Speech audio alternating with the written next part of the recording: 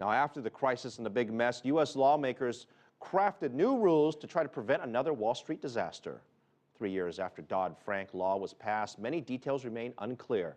Some have yet to be finalized. Reforms focus on protecting consumers in that mortgage market, plus providing greater oversight for derivatives and also curbing investment trading that are done by the banks.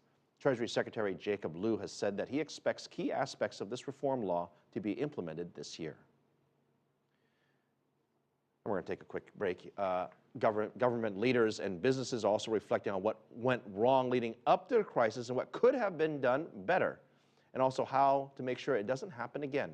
Now, Alan Binder is the former Federal Reserve Vice Chairman, and he has seen his share of important meetings that ultimately impact our financial fate.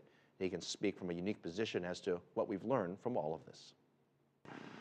I think one of the reasons this was such a traumatic event in the financial world was the stark contrast between what happened with Bear Stearns, which with government assistance was rescued, and with Lehman Brothers, which just went to bankruptcy court, after which quite literally all hell broke loose. A lot of people around the world are still upset by the fact that Bear Stearns was rescued 6 months ago, as you mentioned, and Lehman Brothers, who had a very big international exposure, was left basically to die. Do you think there's anything to that? Oh yeah, my personal view, not everyone agrees with this, is that it was a huge mistake. An even bigger mistake because of the precedent set by Bear. You had a lot of people in the markets around the whole world, not just in the US, thinking that Bear sort of set a precedent. Lehman, after all, was twice the size of Bear Stearns.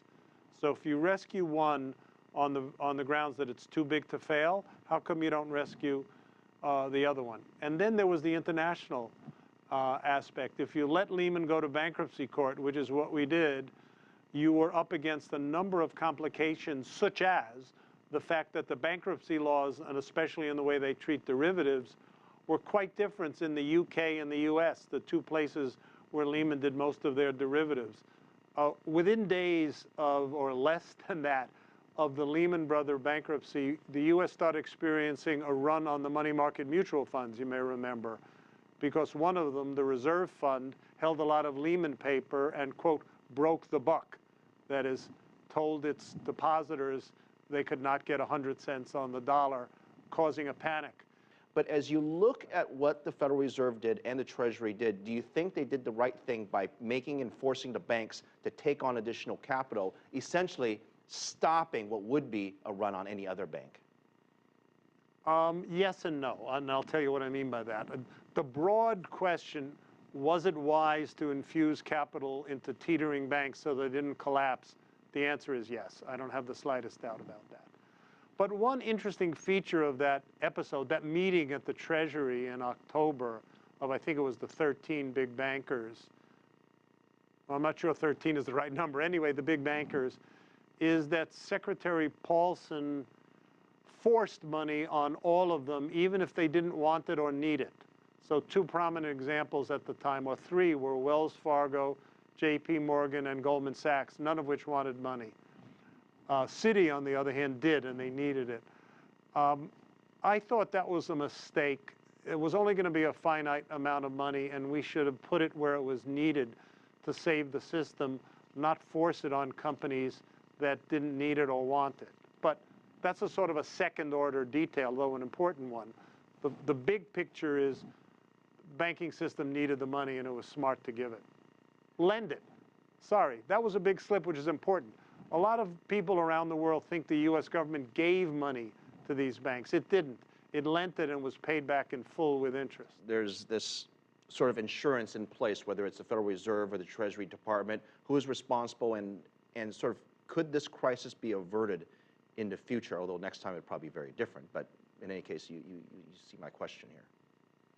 I think there's reason to believe that that's different from an absolute certainty, that a crisis anywhere this large or anything like the one that happened, and maybe we get a bolt out of the blue or something, is pretty unlikely under the provisions that were included in the Dodd-Frank Act, including, importantly, the orderly liquidation procedure.